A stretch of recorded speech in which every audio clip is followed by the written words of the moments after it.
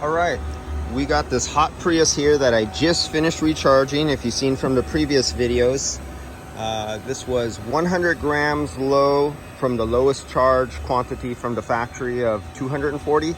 It had 420 was the minimum spec for factory charge to 480.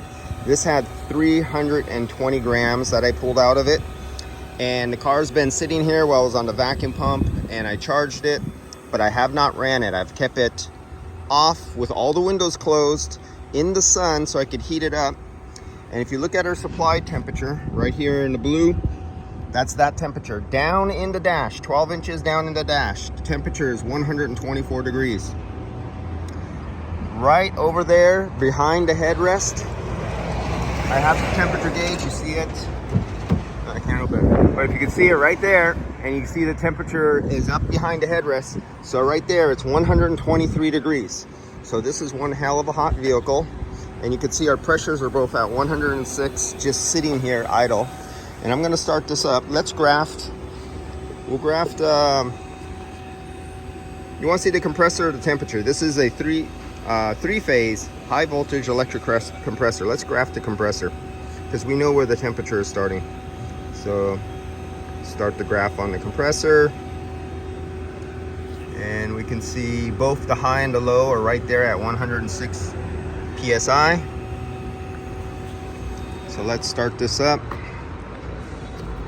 We'll get over to the temperatures later. We know it's starting at 123, 124 psi, and we'll just follow it from there. So let's start. There it goes. I think I just heard it. Yep, that was it. That was the on point. There you go. Let's look at our climate, high speed. I'm on recycle air because I want to keep and recycle this hot air because I want to stress the hell out of the compressor. And let's see, we're down there about 40 or 50 psi on the low side.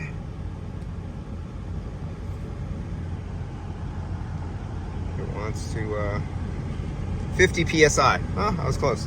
50 psi on the high side. And see our high, it's coming down now. Let's look at what our high spike was. Just a hair over 213 psi. If I could get the apple, there we go.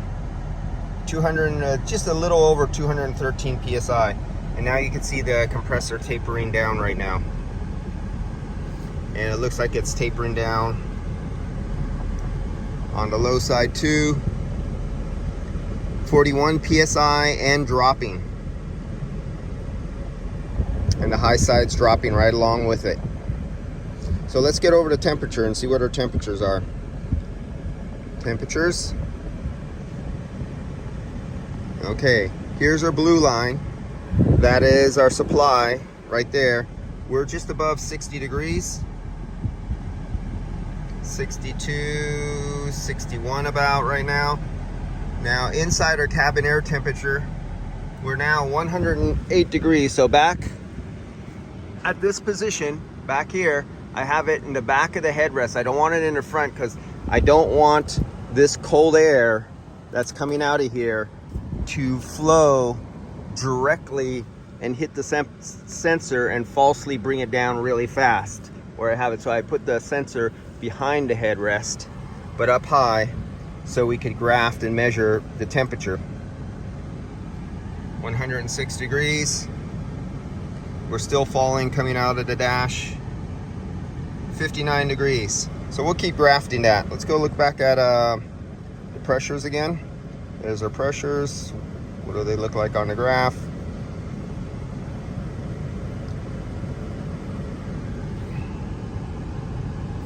Still falling. We just went under 40. So there we are, 37 and falling. So we're rapidly declining. And let's go side. We'll let this continue to graft on our temperature and see what our temperatures eventually get down. I'll leave this in here. It was overheating a minute ago. I actually threw my tablet in the freezer for about 5 minutes to cool it down.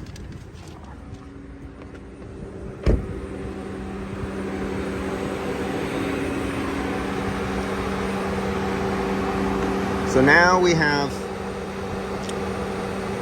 I filled it up to 480, so we're 160 more grams have been added to the system than what I took out, because it was 100 grams under the minimum fill spec of 420. It had 320.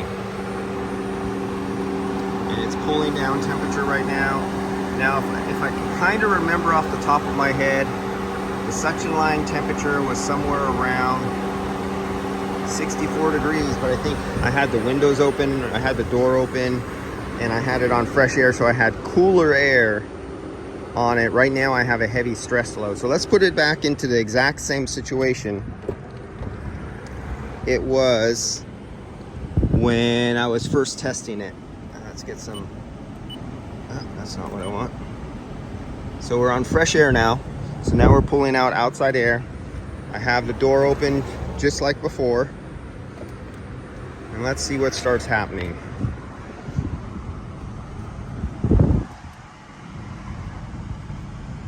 These are temperatures right now, cabin air temperature. We might see the cabin air, or no, that's the duct dash temperature. Cabin air temperature is down from 108 down to 96. So it's 96 degrees inside the cabin right now.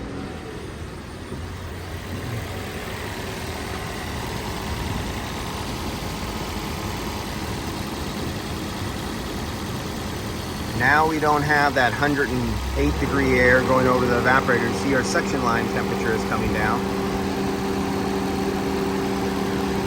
because we're not loading the evaporator so much with 108 degree air. But I am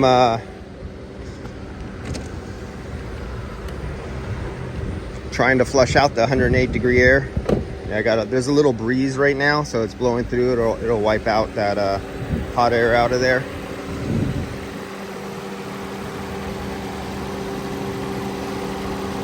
So see our superheat coming down now? Now we're back to the real world conditions of when I was testing it when it was 100 grams low. And it's in the same situation.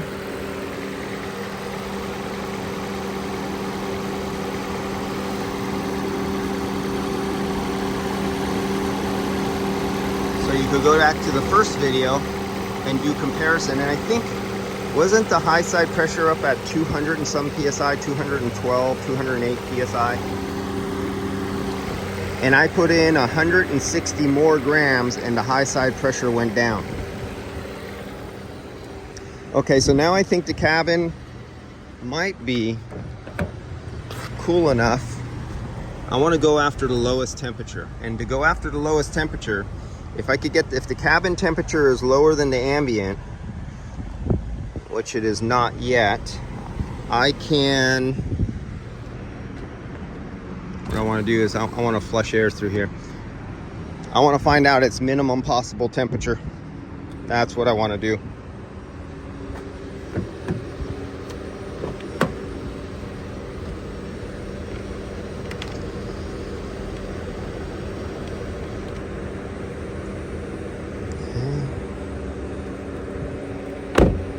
So I gotta wait a few minutes and we'll let this run, and I'll close up the vehicle and see if I could dive the cabin temperature. With it sitting in the sun, I want to make the cabin temperature come down.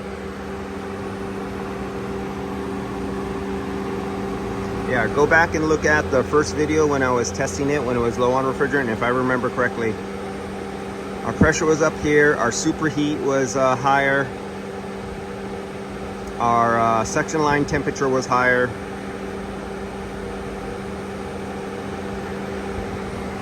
All right, wait for the next video. I'll let it run. I'm gonna finish my work order up and I'll just let it run, and I'm gonna close up all the windows and doors and see if I could dive down the cabin air temperature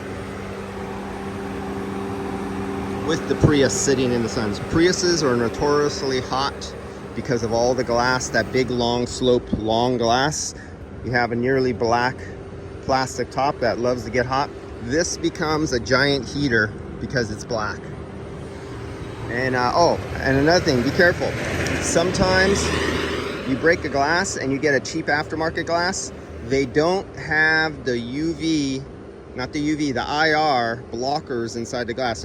So some glass comes with UV blockers. UV is the thing that breaks down plastic and gives you skin cancer.